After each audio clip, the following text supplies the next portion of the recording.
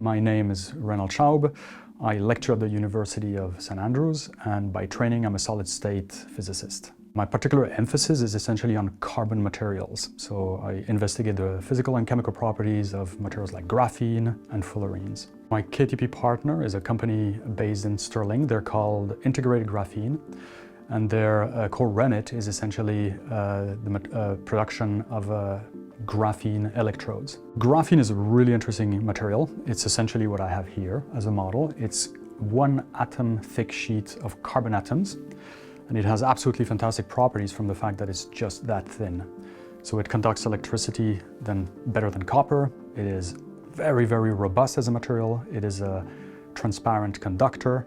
And most important to the KTP project for us is that this material has essentially a surface here and a surface here. It's just made of surface.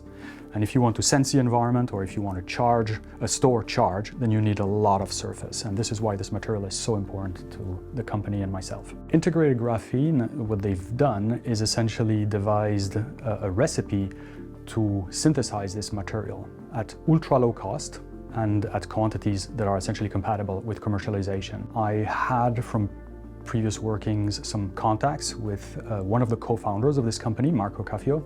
So him and I had worked on previous problems, and it is so that when they founded the company, they needed essentially graphene know-how and access to very sensitive materials characterization infrastructure that we have in St Andrews, and this is how they've approached me to partner on the KTP.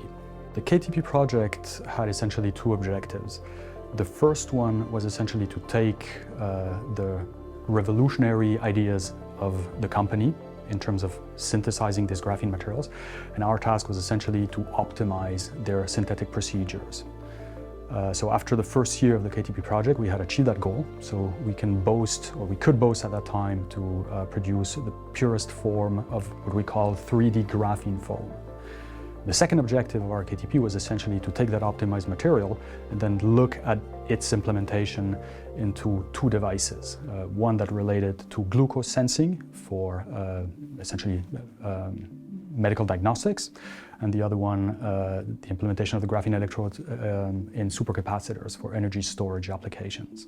At the end of the 2 years of the KTP project, plus a little bit of an extension because of the pandemic, what we had achieved with the company is essentially to produce electrodes that were fully characterized and then even embedded into products that were market ready. So the advantage of having the electrodes for the company is that then now they can essentially target, in principle, a lot of different market sectors: space sector, energy sector, medical sector. So they have essentially a base material that is ready to target whatever market that they're interested in. As an academic, the project delivered something very interesting for me. Probably most importantly, the fact that I was capable of working with the industry. So my research up to that point was essentially very fundamental, and the KTP just did put me in contact with a company and essentially focus my research not towards fundamental aspects, but really applied aspects. And a consequence of this is that my research portfolio essentially increased dramatically. We have managed to write several publications. We're essentially waiting to clear the IP on the KTP project before we can submit those publications. At the onset of preparing our application to KTP, we received quite a bit of help from various people, in particular Judy Brown at the KTP Centre in Edinburgh. She helped us address the proposal, even participated in the writing of it, so as to KTP-fy the language as much as possible. I would definitely recommend the KTP to my academic colleagues. The KTP has really enabled something that possibly other funding routes would not do. In particular, it has allowed the company and myself to remain in contact after the KTP. And with that, we've managed jointly to secure additional funding to pursue different research avenues that essentially were made possible through our initial KTP project.